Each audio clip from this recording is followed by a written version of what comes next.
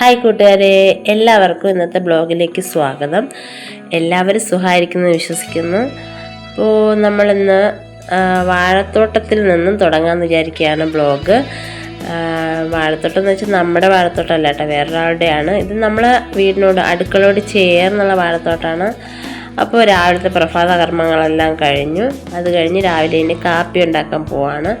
അപ്പോൾ ചപ്പാത്തിയാണ് ഉണ്ടാക്കാൻ പോണത്. അങ്ങനെ ഇന്നത്തെ ദിവസം മുട്ടനൊരു പണി ഇട്ടിട്ടിരിക്കുവാണ്. അത് ഞാൻ വഴിയെ പറഞ്ഞു തരാം.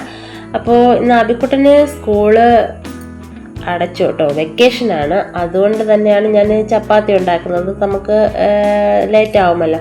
അല്ലെങ്കിൽ ഇഡലിയോ ദോശയോ എന്തെങ്കിലുമൊക്കെ ഉണ്ടാക്കത്തുള്ളൂ പെട്ടെന്ന് വേണ്ടിയിട്ട്.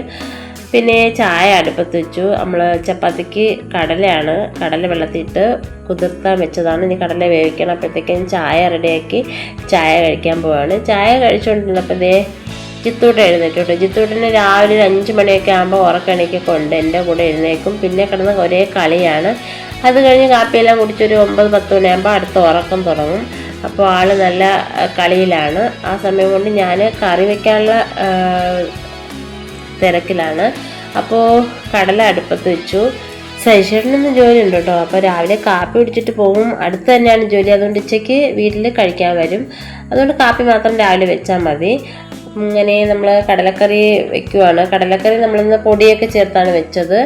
അല്ലാതെ തേങ്ങ വറുത്തരച്ച് ഞാൻ വെക്കാറുണ്ട്. അത് ഇന്ന് ഞാൻ അങ്ങനെ പൊടിയെല്ലാം ചേർത്തിട്ട് വെക്കാമെന്ന് വിചാരിച്ചു. അത് കഴിഞ്ഞ് ശശിയേട്ടൻ കാപ്പി കുടിച്ച് ജോലിക്ക് പോയി. അബിക്കുട്ടനും കാപ്പി കൊടുത്തതിന് ശേഷം ഞാൻ കാപ്പി കഴിക്കുകയാണ്.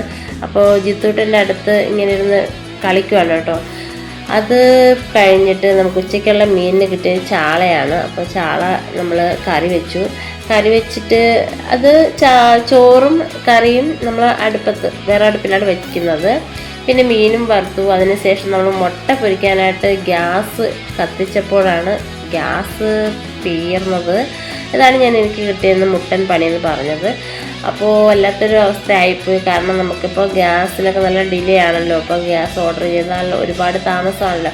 അങ്ങനെ പിന്നെ എനിക്ക് പരിപ്പ് കറിയുടെ വെക്കാനായിരുന്നു. പരിപ്പും ചീരയും കൊണ്ടിട്ട കറി. അങ്ങനെ അത് ഞാൻ അടുപ്പിലാണ് വെച്ചത്. പിന്നെ ഞാൻ തൈരെടുത്ത് മോര് ആയിട്ട് കലക്കി വെച്ചു. അങ്ങനെ ശേഷം ചോറ് കഴിക്കാൻ വന്ന് ചോറ് കഴിച്ചിട്ട് വീണ്ടും ജോലിക്ക് പോയി. ഞാനിതേ തൈര് ഒഴിച്ച് ചോറ് കഴിക്കുവാണ്. ചോറ് കഴിച്ചിട്ട് ഞങ്ങൾക്ക് ഒരു വൈകുന്നേരമൊക്കെ ആയപ്പോഴത്തേക്ക് ഞങ്ങളൊരു യാത്ര പോയി. ശേഷന് നേരത്തെ വന്ന് ജോലി കഴിഞ്ഞു കേട്ടോ.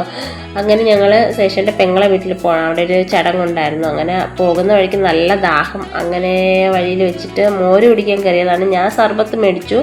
ശേഷേട്ടൻ മോര് മേടിച്ച് കഴിച്ചു. അത്രയ്ക്കും ചൂടാണ്. പിന്നെ ഇതേ നമ്മുടെ തമിഴ്നാട് ബസ് പോകുന്നുണ്ടോ. അങ്ങനെ എല്ലാ കാഴ്ചകളും കണ്ടിട്ട് ഞങ്ങൾ സർബത്തൊക്കെ കുടിച്ചിട്ട് ചടങ്ങിന് പോയി. അതിനുശേഷം വീട്ടിൽ വന്നതിന് ശേഷം വൈകുന്നേരത്ത് ഞങ്ങൾ പിന്നെ അടുത്തുള്ളൊരു ചർച്ചിൽ ഉത്സവം നടക്കുവാണ്. അവിടെ ഉത്സവത്തിന് പോയി. ഞാനും ഷൈനിയും ഞങ്ങളെ 4 മക്കളോട്, എൻ്റെ 2 മക്കൾ ഷൈനിയുടെ 2 മക്കളുമായിട്ടാണ് പോയത്. അങ്ങനെ പോയിട്ട് ഇന്ന് തുടക്കമാണ്, കൊടിയേറ്റാണ്. അപ്പോൾ കൊടിയേറ്റൊക്കെ കാണാൻ പറ്റിയില്ല. കൊടിയേറ്റ് കഴിഞ്ഞിട്ടാണ് ഞങ്ങൾ ചെന്നത്. ഒരു 7 മണിയൊക്കെ ആയപ്പോൾ കൊടിയേറ്റ് കഴിഞ്ഞു കേട്ടോ.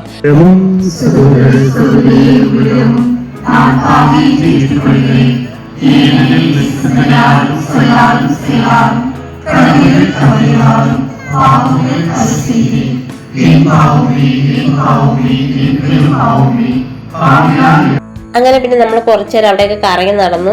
അപ്പോൾ ജിത്തുകുട്ടൻ എവിടെയും പോയാൽ പിന്നെ മുഖത്ത് ഭയങ്കര ഗൗരവമാണ്. അല്ലെങ്കിൽ എപ്പോഴും ചിരിച്ചുകൊണ്ടിരിക്കും കേട്ടോ. വലിയ ആളെന്നാണ് വിചാരം.